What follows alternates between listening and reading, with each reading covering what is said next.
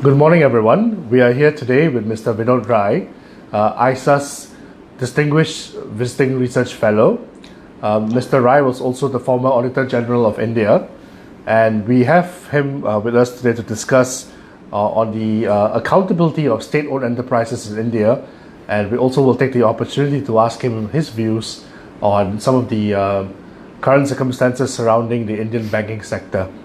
So, Mr. Rai, there has been much discussion around the viability of India's state-owned enterprises, and in recent years we have seen some of them run into major financial trouble, with the state having to bail them out, often relying on the life insurance corporation to intervene.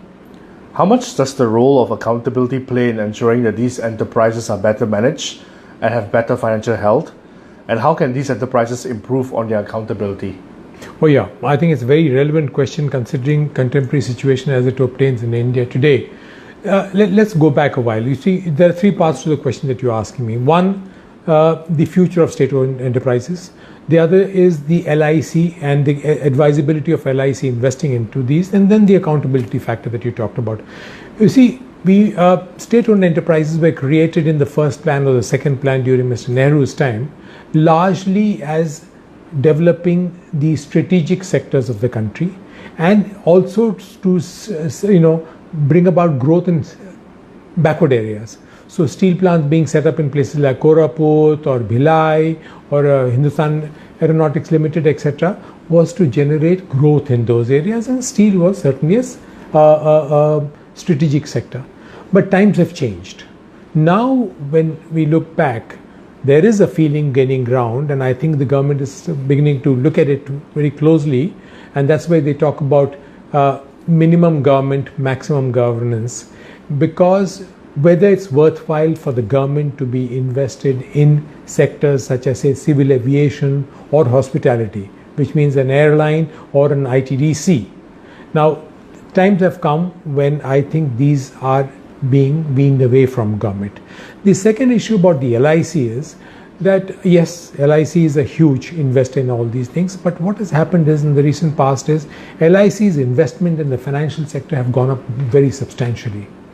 They own a huge amount of stakes in banks. They are being asked into another instance which is coming to the fore is the IDBI Bank. Now, LIC is a government-owned entity, but it also owes its stakeholders, which are policy holders. It has to give returns to its policy holders. So if it invests heavily into these distressed institutions, there is a problem. And if LIC has huge holding in each of these institutions, and God forbid something goes wrong in LIC, there is a likelihood of a contagion effect. So one has to be looking at it very, very cautiously.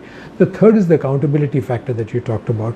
Very relevant, because the accountability of government-owned enterprises needs to be enhanced substantially, because these are model enterprises.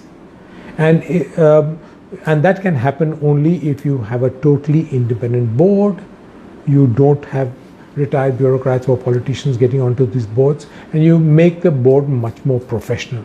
And all that government needs to do is execute an MOU between the entity and itself, and that norms of the MOU have to be fulfilled. I think that will add to accountability in a big way. Thank you. That sounds like a very dire state of affairs then. And certainly when we talk about dire state of affairs, I think of late Indian state-owned banks also have run into a lot of trouble. Would you like to shed some light on what some of the specific issues are with these banks, and what is the current situation there? Yeah, see, state-owned banks, as also some of the private sector banks, have been in distress for a while now. And I think the basic issue is, the elephant in the room is the amount of stress that they carry on their books. And I think whether it's a government or a board of a private bank, what it needs to do first is to ensure that this stress that they carry on their books has to be resolved very quickly. And there are two ways of doing this. You take haircuts, you take cuts right away, you resolve it on the book itself, so that you once and for all, you've set it aside, you infuse capital, and you move on. The other is that you hive off these stressed assets to another institution, maybe a bad bank, maybe an asset reconstruction company. Valuation issues will arise, but then so That has to be resolved at the earliest possible.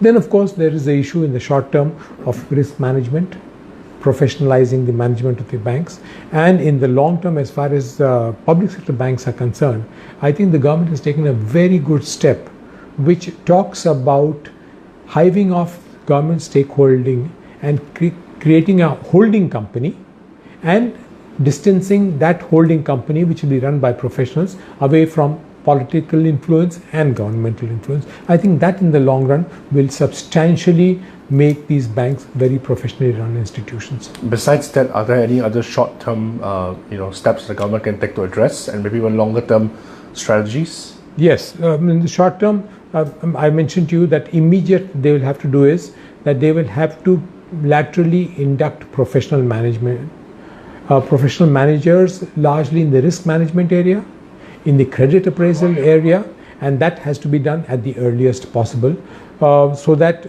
the business of providing business of providing credit and credit appraisals begins at the earliest possible. Great. Thank you very much, Mr. Rai, for that very candid, frank and insightful discussion. We're certainly pleased to have you share your thoughts with us. Thank you. It was a pleasure. Take care.